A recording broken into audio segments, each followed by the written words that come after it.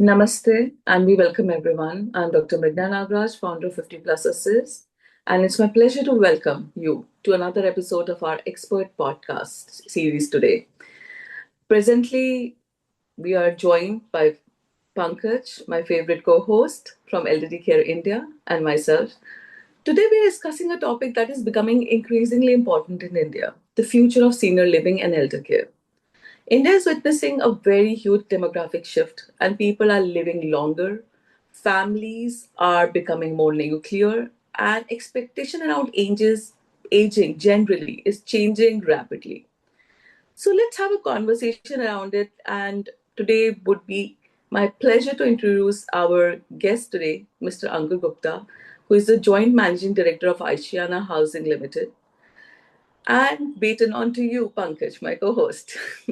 Thank you, Dr. Mrigna. And it's a great pleasure to welcome Ankur Gupta on the show because Ankur is the pioneer, one of the pioneers in setting up in the entire aged care industry, I would say, and with specialty in senior living. So Ankur is someone who has actually molded the path of how the country is developing when it comes to the residential care part. And obviously, he being the co-founder of Association for Senior Living India, he has been guiding a lot of service providers as well as stakeholders, including helping create these standards and guidelines for the country. So it's a real honor to have Ankur. And more than that, I would say I really like Ankur because of his humility and humbleness, which is very evident from the feedback of the staff or anyone who's working, whether it is the residents in the communities or whether it is the other operators in the industry. So welcome, Ankur. It's a pleasure to have you. Thank you so much, Pankaj. Pleasure to be here. Yeah. So I would be really excited to ask my first question to you, Ankur. Before we begin, could you tell us a little to all the people who are listening to this podcast or maybe watching it through various time zones, a little about your journey? What first inspired your interest in senior living and elder care space to begin with? So, truly speaking, it wasn't my interest. I was a kid when my father decided to actually do this. So, I think my dad thought about senior living in 98, 99. This was basically the reason was we used to do housing in Bhiwadi, which was basically for the industries people there. But in the 96, 97 slowdown of the industries, we didn't know what to do because we were not selling units. So my elder brother suggested, why don't we take an ad in Times of India or Hindustan Times? I think they took out a small ad. And then we saw a lot of Delhi guys buying it, and the buyers were actually senior citizens who were looking at, because it's close to Delhi, pollution free, high green spaces, better infrastructure, and at a cost which was much more affordable. They started moving there, and that's where I think my dad and my elder brother put two and two together and said, it looks like, senior living can come to India now. And my dad was always somebody who was a little crazier than the rest. We were the first housing providers in Jamshedpur, the first housing provider in Patna, the first housing provider in Bhiwadi, Neemrana. We were the first to do facility management for mid-income housing in late 1980s. So, he was always somebody who didn't play by the playbook of what others thought. And I think that's how senior living in his head came. And 99, he started telling me to do research. I was in the US at the time. And I did my course in 2001 on basically, I was doing a master's in real estate, but then I started specializing in senior living. And that's where my love for senior living started. I remember seeing a community in New Jersey called Erickson Communities, and I fell in love with it. Then me and my elder brother came down from India. We went to Florida, spent 5 days looking at senior living. And that's when I truly understood what senior living is. Otherwise, senior living in my head was a very like one building with lots of help required. And when I saw Florida and this, it was a complete game changer in my thinking. Oh, wow. I think you very well said, and I have very regards for your late father because the amount of work which he has done and he's shown the way forward, that also in the late 90s. And today, India is still accepting the concept, whereas he made the concept acceptable for the larger public. Because when I was with HelpAge, we had the biggest challenge or the taboo of retirement homes being seen as old age homes. So I think with Ashiana, like you have so many multiple projects now, but with Bhiwadi and then Jaipur coming in, and then I think Chennai and then Pune, the entire outlook towards senior living is completely changing. So I think that's very nice. So Ankur, my question to you would be: you have been there from literally day one, how the senior living has developed. So what are the typical challenges or the hurdles which you have seen for any private operator to set up a project as such? So in the beginning, the biggest challenge when we did it in 2002 is when I came back. 2003 is when we launched. The biggest challenge we had, it was how do you, what we could see in US, how do we translate it first to our employees? I think the biggest challenge was, how do I tell somebody that what senior living is?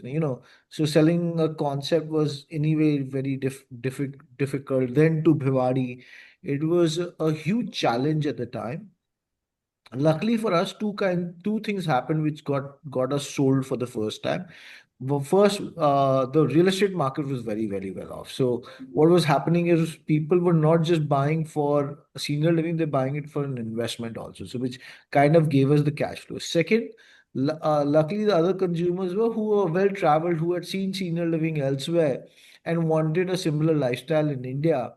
It was much cheaper, much nicer, better service, better food, your kind of food. There's no comparison like living in the US in a senior living and you living in India. So they bought. So luckily for us that, by the time we delivered phase one, got the consumers in, and then our people could see it. And that changed the mindset in our consumer group. So if you look at our first project, it took us a lot of time to create occupancy. But our second, third project, our occupancy levels are much higher. So that was I think the biggest challenge was to first get our employees to see it, and then they translate to customers. I remember I used to have like weekly meetings with our employees saying, what's your customers' questions? What are their challenges? Why are they talking? And every week I had to repeat almost the same thing because the challenge which used to come was the same. I had calls from customers. I used to pick up calls at the time because I wanted to know what the customer is saying. And one of the customers I picked up, he said, "आप तो India को बदलना चाह रहे हैं. हम लोग family oriented है." And I said, I told him, don't make me so big. I'm not that big. I'm just seeing there is a need. We were already seeing a need. We're just catering to that need. And that is what we wanted to go back and, always remember that there is a need. You don't need to, you're not changing any fabric of the society at all. And No, so that's those very, were the big challenges. yeah, it is very interesting, Ankur, when we think about it, like reaching out directly to the older adults, understanding to the scene from their perspective, what can be the things, that they're looking for. So over the years, I'm sure you must have like spoken to hundreds and thousands of them. Do you still feel that in senior living, what they're looking for or what they're trying to choose in a retirement home is being fulfilled? Or you think there is something more we can do? Or what are they really looking for? Let's talk about So that. one of the funny thing is we did this research, and what we asked, like we asked seniors, what is the most important thing for you when you're choosing a senior living? And we asked the kids, what is the most important thing they're looking at when they look. And they were worlds apart. The senior was looking at uh, uh, pollution-free environment. He was looking at great friends. He wanted to be active. He wanted to live a lifestyle. The child wanted, maybe my parents are taken care of, they have health care, and it's two different worlds in my way, right? And what we wanted to remind everybody, and we always sold to the senior because I think it's a lifestyle product, not a medical product. We're not making a medical home, we're making a lifestyle product. And that, what seniors want is what we wanted to deliver. Obviously, on the back that we had emergency response, we had nurses, we had all of that, but that wasn't what we were selling, and that's not why we wanted seniors to come. So I think the seniors who what they really want is, you know, companionship. This loneliness is a very dangerous thing. And what happens in cities is you might have four retirees, but they're living in two different parts of the location, walking to each other. You could not ever get it, and all the needs always moved. In this, it's like, I'm upstairs, you come downstairs, I'll see you in the cafe, I will bump into you while walking, and that relationships keeps building. And that was the biggest thing which we saw. So I always say that senior living is not a medical center. It's a lifestyle product where we are improving quality of life by giving opportunities and building an environment where seniors can flourish. You are not bichara, you are figuring out a high quality life after retirement. That's what we're looking at. I think it's Totally agree. very evident from the kind of programs which we get to see Ashiana Utsav keeps happening. In fact, Mrigna, I don't know if you've been following it.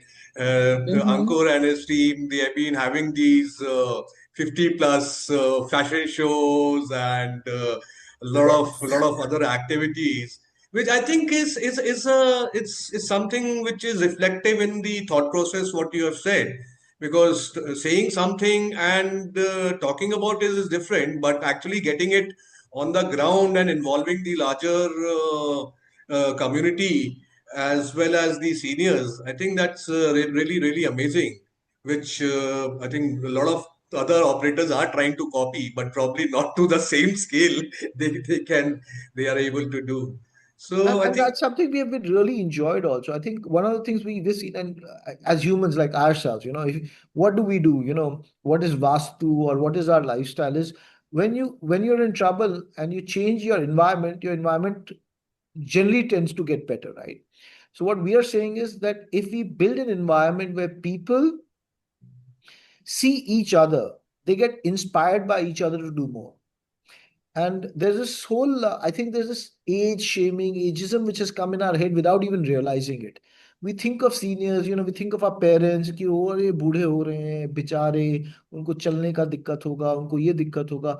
And we've already put bars in front of them without putting physical bars, right? Mental bars we are putting in their heads.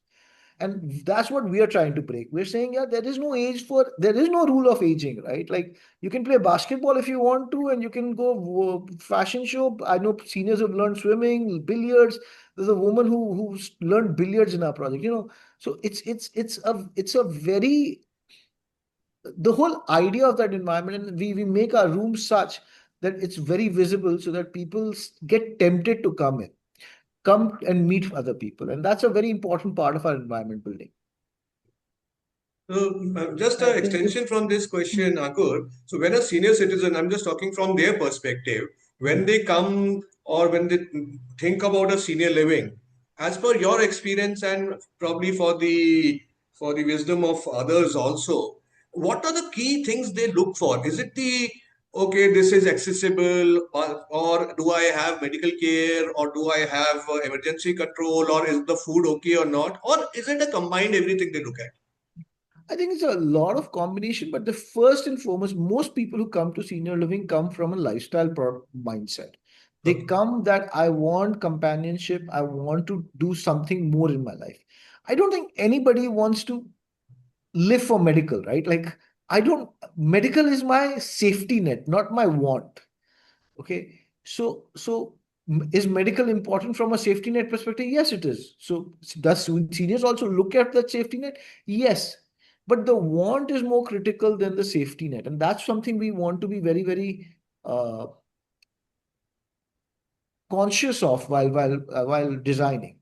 Otherwise, we'll construct medical centers, for them, and not lifestyle products for them. And I think what we are looking at, I look at myself aging or my parents aging or anybody else aging. What do you want? What do you want to do things which are worthwhile? When you learn a new skill, it makes you feel good about yourself. When your children see you learn new skills, they make you. If you're good in Kathak and you get better at Kathak, makes you feel good. Nobody else is feeling good, right? So I think that's an important feeling we are trying to build. When people come in, hey, you look still, an 80-year-old still looks like a 60-year-old because he does dancing for 1 hour every day. It's a great feeling to have.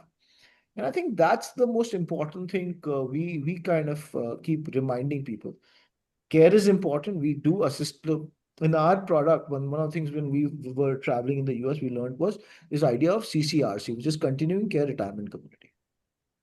So my want is to have a lifestyle. My want is also that tomorrow, if I can't take care of myself, please don't take me out of this community. I want to continue living in this community, so that can you give me care here? So that my friend circle, whatever life I have, I want to live that thoroughly. So, I love this idea. I just don't want to live longer. I want to live healthier longer. And I think that's what retirement homes help. Senior living should help you live uh, healthier for long. Something very well said. I Very true. I think it's very well picked up, Ankur, when we talk about intellectual companionship, or when we are talking about the fact that at this point in time, loneliness is the biggest problem. It's nothing else but people not able to, connect with the people that they should be with, or their age group, their friend circle, and improving lifestyle. I think since India's elderly population is growing so rapidly, I think that support of lifestyle is, I think, really really appreciated somewhere. Since we are also in home care, we have been also observing similar trends. So how do you see elder care ecosystem generally evolving in next 10-15 years? Do you believe like senior living communities, or like we were talking about CCRC, you know uh, growing, or do you see more residential models or living places kind of things growing?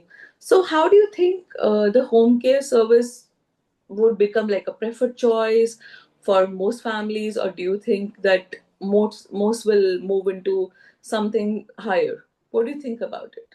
So worldwide, it's very clear. People want to live in their homes for as long as they can. So there's this emotional attachment to them, and home care is the largest model for servicing them. So that's the general thing.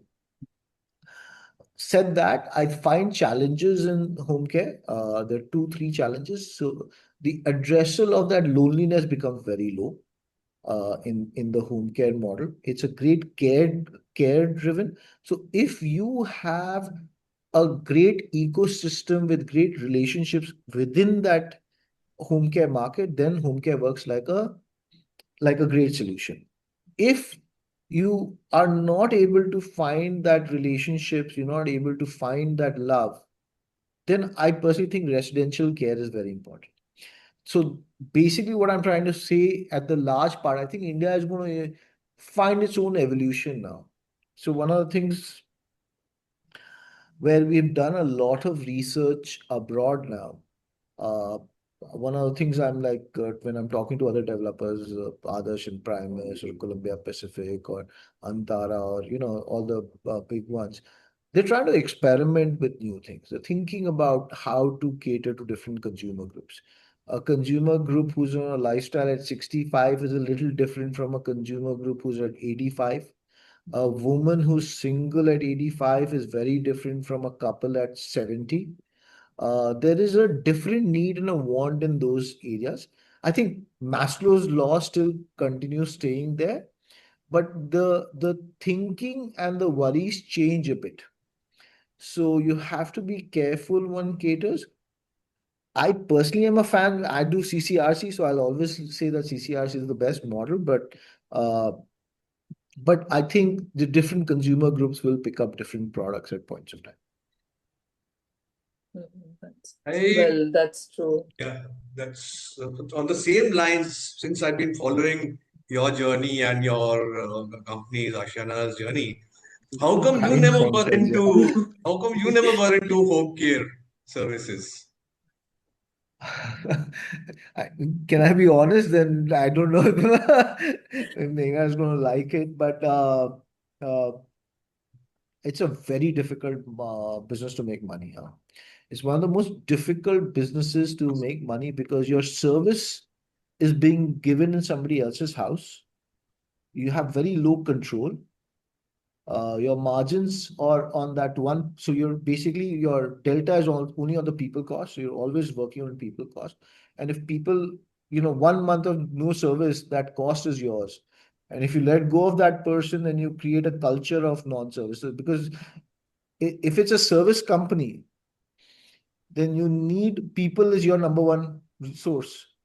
And if people are your number one resource, you have to keep those people. Now, you want to keep them and you don't get the business for that month, you have a low month or a bad month, your financials go for a Yeah, 6.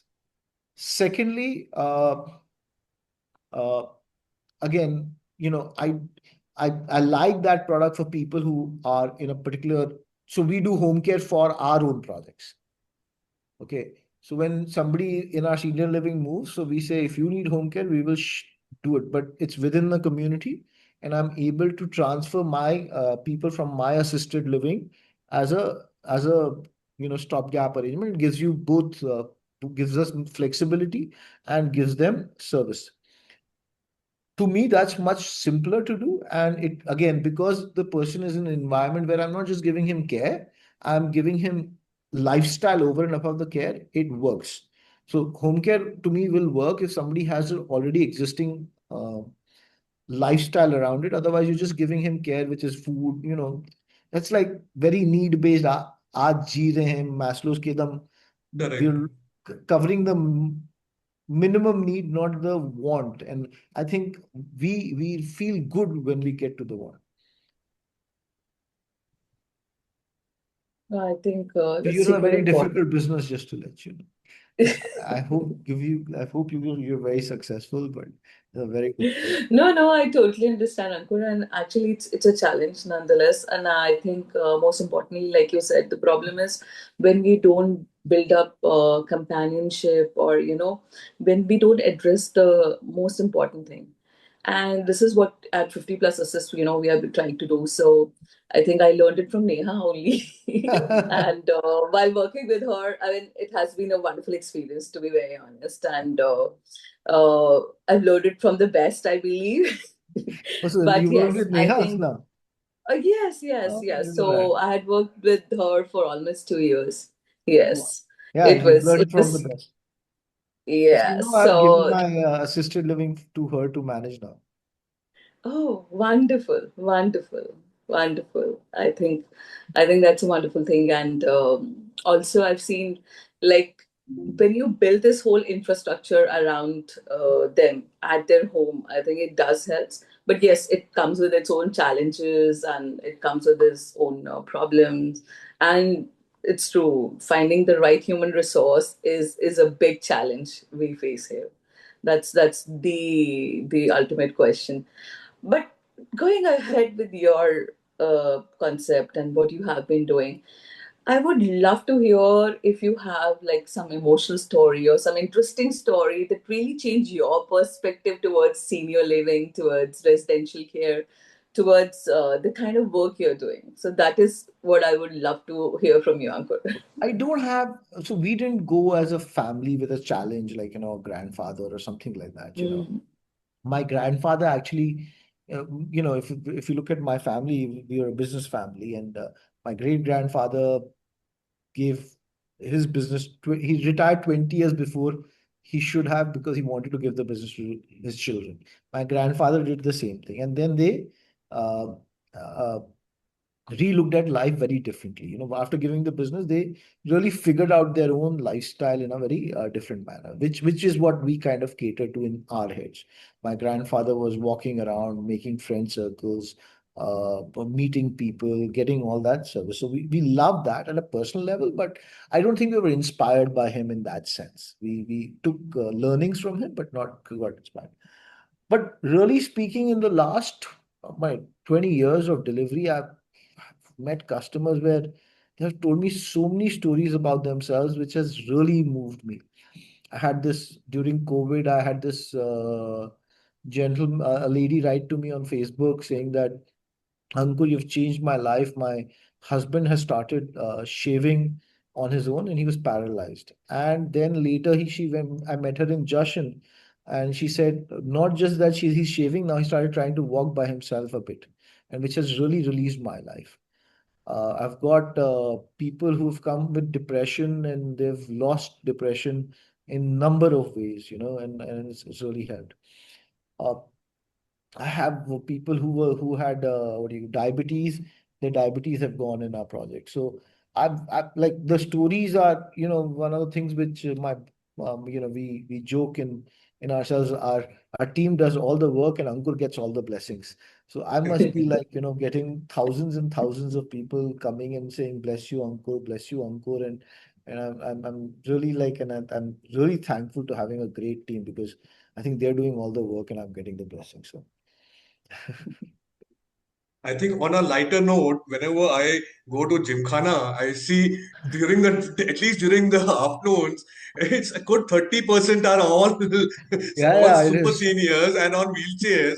So maybe Ashiana should set up or take it over as a retirement home Gymkhana. only. And and think of it, they're on a wheelchair, they're still having a drink also, yeah. They're Oh paying yes, cards, yes. they're having a drink. Uh, And right. but that perception doesn't, when we think of somebody in a wheelchair, what do we think? That he's who bichara hai, not capable. And they are saying, no, I'm in a wheelchair, but doesn't mean I'm going to stop living. I'm going to be playing cards, I'm going to be having a drink, I'm going to be with my friends. I don't want to worry about, those little things. So I think that's what we need to promote more and more. And this is something, when I started my podcast in season one, I started in a bit of purpose, a bit of marketing, right? Now I've become largely purpose driven on my podcast, saying that my purpose is for people to find their true calling and story even after retirement, and let not uh, these thinking stop us from Correct. achieving what we want to. So, Ankur, from my side, the last question would be, since you have been associated closely, been working with the government or the social ministry, as well as the industry stakeholders and policymakers, what I keep seeing a lot of inputs from various people, and certain documents also keeps getting uploaded. But from your perspective, as a purpose driven person, as well as from a business perspective, what is it that the government should do, can do, in a nutshell of 3 points, that probably these are the three most critical things they need to do? Oh, so we are talking about two, three things at an ASLI level. One, we want to get reverse mortgage in. I think putting cash in the hands of the seniors help a lot in getting great service, which helps the economy. So at the end of the day, if seniors get the cash, they will spend more, which will release pressure on government aid. Second, it'll create more employment when they're spending the money. That means consumerism is going up, and they're truly living a lifestyle they want. Second, insurance for assisted living. I think our insurance services only play for medical and not for assisted living. And if people come into assisted living early, not early in the sense that we know hospitals are much more expensive than in assisted living, and people who go to hospitals and live long there, they actually go for one problem and pick up another infection and come out. So there is, the infection rates are very, very high.